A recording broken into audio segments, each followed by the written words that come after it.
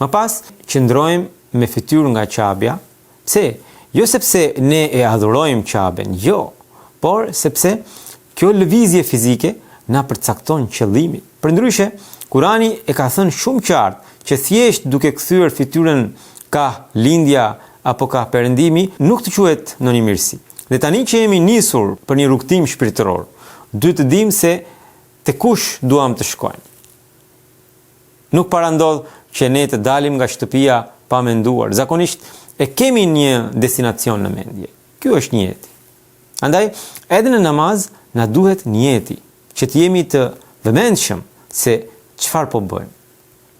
Tani, nuk ka ndonjë fjalë të përcaktuar për niyetin, as në hadith, as në Kur'an. Sikurse kur dalim nga shtëpia, nuk i themi vetes me zë, po shkohet në treg, për shembull, po shkoj në qendër, për shembull. Por e mendojmë këtë gjë dhe e bëjmë. Pas niyetit themi Allahu Ekber. Allahu është më i madhi. Ja, ky është destinacioni im.